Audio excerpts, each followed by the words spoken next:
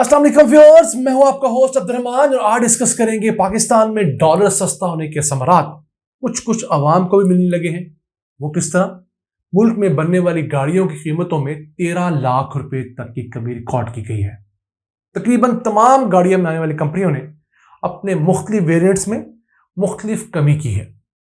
सबसे ज्यादा कमी टोयोटा ने की है, जिसने यारिस की कीमत में तो सिर्फ 1 लाख रुपया फी गाड़ी कमी की है, लेकिन टोयोटा फॉर्च्यूनर की कीमत में 13 लाख रुपए से ज्यादा की कमी की गई है। डॉलर पाकिस्तान के अंदर 307 रुपए का हो गया था सितंबर के महीने में, जो अब घटते घटते 280 के करीब ट्रेड कर रहा है। तकरीबन 7 से 8% इंटरबैंक में इसकी प्राइस कम हुई है। होना तो यह चाहिए था, जितनी गाड़ियां इस दौरान जितने फीसद महंगी हुई हैं वो तमाम की तमाम उतने फीसद कम होती, लेकिन ऐसा नहीं हो सका। कुछ गाड़ियों की प्राइस में सिर्फ 2% कमी की गई है, कुछ में 3, 4, 5, 6 और बहुत महंगी हो तो 8% कमी हुई है। हालांकि पाकिस्तान में गाड़ियां बनाने वाली कंपनियां खुद कह रही हैं कि गुज़िश्ता साल की निस्बत इस साल पाकिस्तान में गाड़ियों की फरोख्त में 40% कमी रिकॉर्ड की गई है। उसकी दो बड़ी वजूहात हैं। एक तो गाड़ियों की कीमतें बहुत ज़्यादा बढ़ गई हैं, यानी होंडा सिविक जो टॉप ऑफ द लाइन है वो 1 करोड़ रुपए से ज्यादा की हो गई थी। तो उसको सोच के ही बंदा हैरान होता है। और 2-3 माह में तो उनकी एक भी टोयोटा सिविक नहीं बिकी, जो कि RS 1.5 होती है। तो उस हिसाब से इन कंपनियों को अब खुद सोचना चाहिए कि इनकी महंगी गाड़ियां आवाम के लिए वायबल क्यों नहीं, क्योंकि ये अपनी गाड़ियों के एक बड़े हिस्से को इंपोर्ट करते हैं। तो जैसे ही डॉलर महंगा होता है तो वो इंपोर्ट ऑटोमेटिकली महंगी हो जाती है। अगर ये गाड़ियों का मेजर पोर्शन पाकिस्तान में बनाने लगे तो उससे पाकिस्तान में गाड़ियां सस्ती हो सकती हैं। अब ये कंपनियां करती क्या हैं?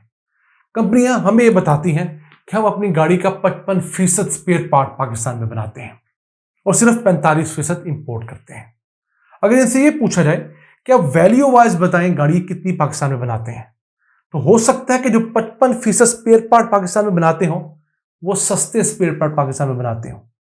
उनकी कीमत उन 45% इंपोर्टेड स्पेयर पार्ट से कई गुना कम हो जो कि ये वियतनाम से या दीगर मुल्कों से बनवाकर पाकिस्तान मंगवाते हैं।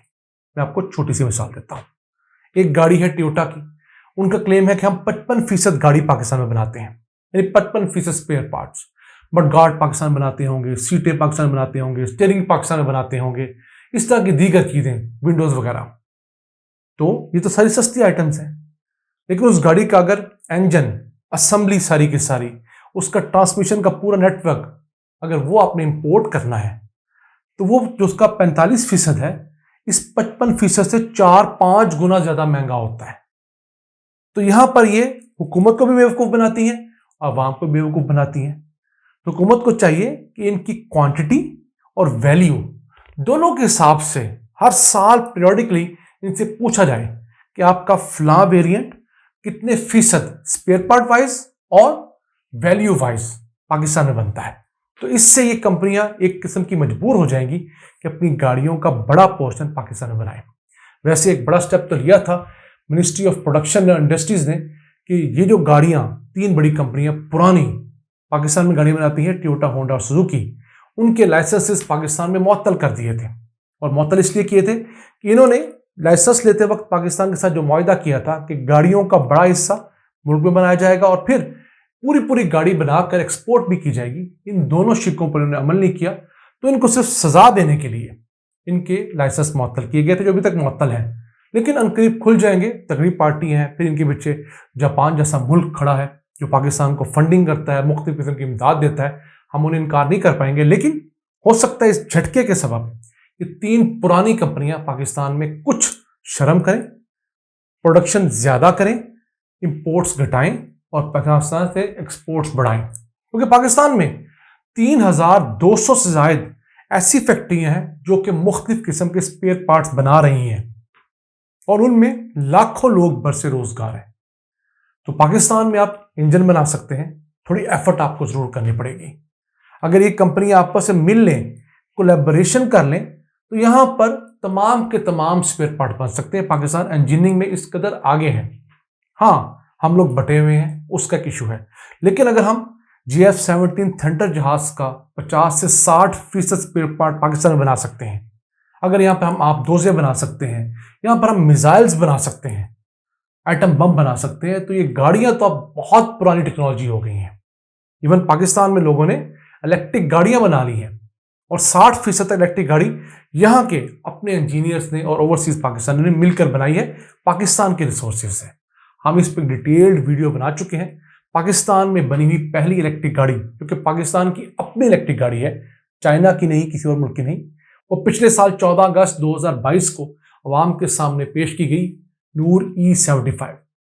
तो एक मॉडर्न टेक्नोलॉजी अगर पाकिस्तान में 60% बनना शुरू हो गई है और अभी बहुत ज़्यादा एफर्ट्स नहीं हुई, बहुत ज़्यादा इन्वेस्टमेंट नहीं की गई, तो ये जो पुरानी टेक्नोलॉजीज है, जो 40-50 साल पुरानी टेक्नोलॉजी है, वो पाकिस्तान में क्यों नहीं बढ़ रही? सिर्फ नीयतों का फुकदान है। अगर ये नीयतें पाकिस्तान में बन जाएं, यहाँ पर नीयत को फ़रोग़ दिया जाए, तो हम जो 1.5 से 2 अरब डॉलर्स ये असेंबली लाइन की गाड़ियों के लिए स्पेयर पार्ट मंगवाने पर सर खर्च करते हैं, वो भी हमारे सेव हो जाएंगे। और इसके साथ साथ हम कम से कम 10 लाख लोगों को इस पाकिस्तान में नई जॉब दे सकते हैं, डायरेक्टली और इनडायरेक्टली। जिस तरह एक तो हम सारे स्पेयर पार्ट पाकिस्तान बनाएंगे, ये जो 3200 फैक्ट्रियां पाकिस्तान में काम कर रही हैं, ये बढ़कर 4200, 4500, 5000 हो जाएंगी, शायद इससे बढ़ जाए। फिर उनमें काम करने वाले लोगों की तादाद में 40, 50, 60% इजाफा होगा। तो ये सब पैसा जब पाकिस्तान के सिस्टम में शामिल होगा तो पाकिस्तान की GDP ग्रो होगी, और फिर इन कंपनियों के पास ये बहाना नहीं होगा कि जरा सा डॉलर महंगा हुआ तो फौरी तौर पर लाखों में अपनी गाड़ियों की कीमतें बढ़ा दी। अब डॉलर की कीमत में अगर आप देखें तो तकरीबन 27 रुपये की कमी वाकई हुई है सिर्फ 1.5-2 माह के अंदर। लेकिन उस 27 रुपये कमी के हिसाब से गाड़ियों की कीमतों समेत किसी चीज की कीमत में भी कमी वाकई नहीं हुई है। पाकिस्तान इस वक्त दुनिया में गाड़ियों का 23वां बड़ा प्रोड्यूसर मुल्क है। तो हमें इस चीज को बढ़ाना है, अपने यहां वॉल्यूम को बढ़ाना है, और फिर यहां पर गाड़ियों की तादाद ज्यादा बनाकर अपनी कॉस्ट ऑफ प्रोडक्शन कम करनी है। क्योंकि हमारे यहां हर 5 सालों के अंदर सिर्फ 2 साल ऐसे होते हैं जब हम बहुत ज्यादा गाड़ियां फरोख्त करते हैं, मुल्क के अंदर पैसे की रेल पेल होती है, किसी हुकूमत के आखिरी 2 साल जो होते हैं। पाकिस्तानी तारीख में सबसे ज्यादा गाड़ियां 2018 में फरोख्त हुई, जब 3,42,575 गाड़ियां फरोख्त हुई थी। अगले साल रिसेशन आया, IMF का प्रोग्राम आया, हमारा खसारा इतना बढ़ गया था, ये 3,42,000 की फिगर कम होकर 2.25 लाख के करीब रह गई थी। फिर इसी साल हम लोगों ने 19,31,000 मोटरसाइकिलें भी फरोख्त की थी।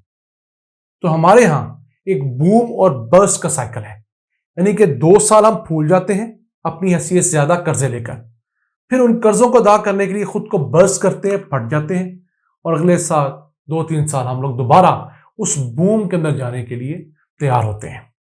हमें इस बूम को थोड़ा करना है, लेकिन लंबे पीरियड के लिए करना है। हम बूम को बहुत ज्यादा फैला लेते हैं 1-2 सालों के लिए, और वही हमारे लिए नुकसानदेह है। पाकिस्तान के तमाम मसाइल का हल अल्लाह ताला ने इस धरती में दिया है। बदकिस्मती ये है कि हमारे हुक्मरानों की नीयतें नहीं। जब इनकी नीयतें होंगी, यकीन कीजिए यही मट्टी आपको सोना समेत हर कीमती धात भी देगी और कदमों पे खड़ा भी करेगी। आज के लिए इतना ही। अपने मेजबान अब्दुल रहमान को इजाजत दीजिए। अल्लाह के बाद।